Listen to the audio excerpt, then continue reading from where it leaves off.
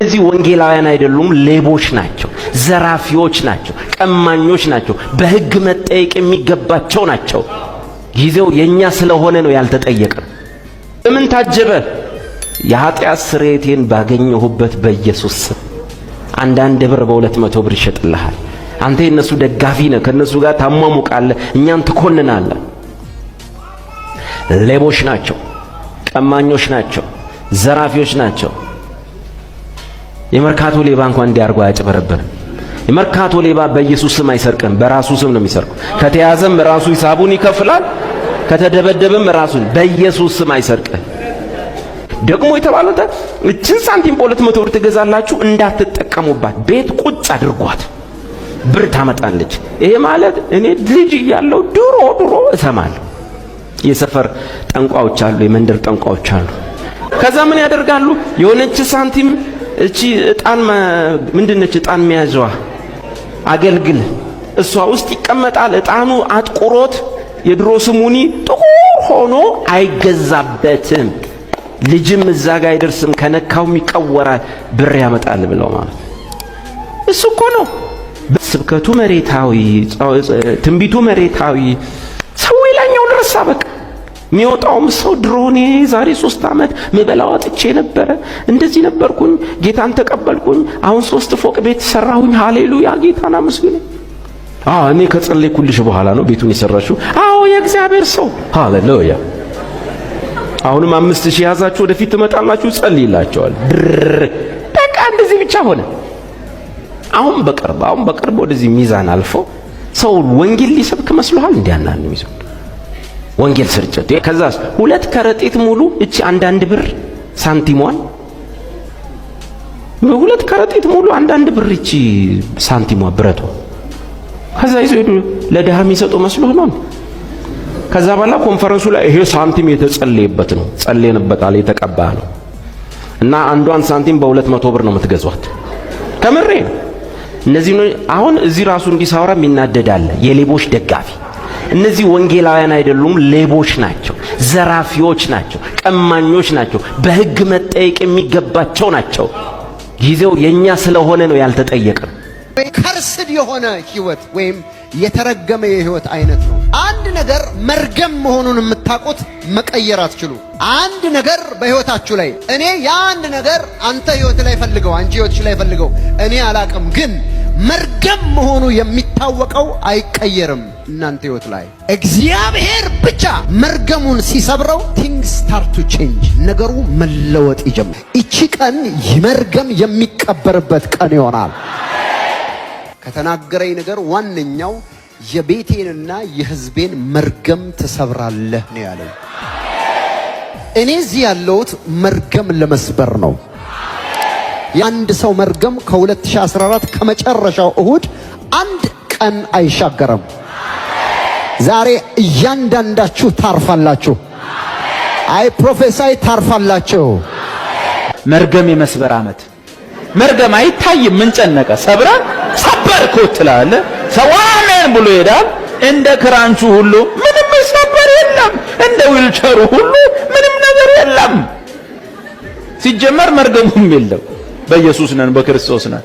እንኳን የሰይጣንና የጠንቋይ እርግማን ቀርቶ እግዚአብሔር አማኙን ሊረግመው አይችልም። በአዲስ ኪዳን እንኳን የዘር ማንዘር ቀርቶ መጽሐፍ ነው የሚለው እንኳን ሰይጣን እንኳን ዘር ማንዘር እንኳን አያት ቅድመ አያት ቀርቶ በእነሱ ያለ እርግማንና እነሱ የተራገሙት ቀርቶ በአዲስ ኪዳን የእግዚአብሔርን ምርጦች ከእግዚአብሔር እርግማን ሁሉ ምን አድርጎናል?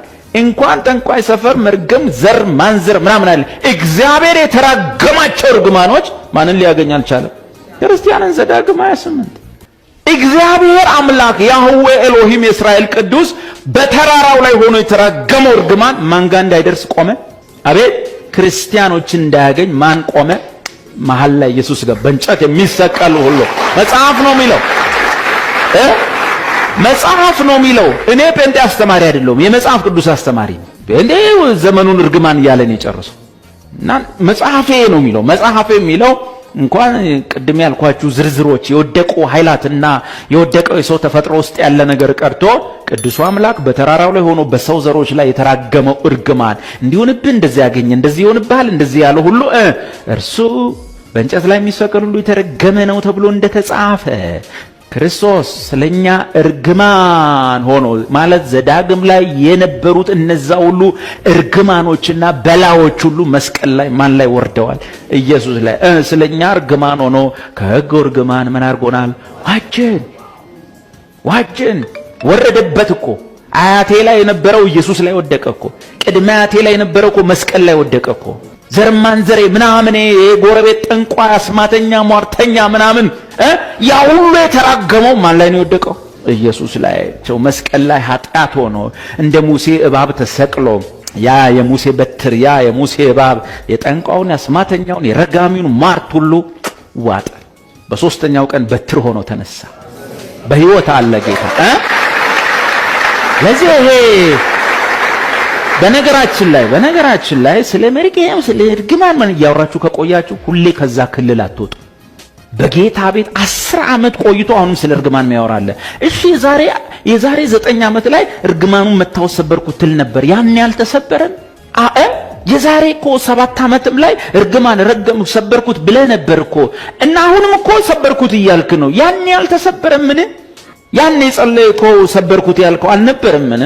አይነ መጭማጫነት ማለት ምን ማለት ነው?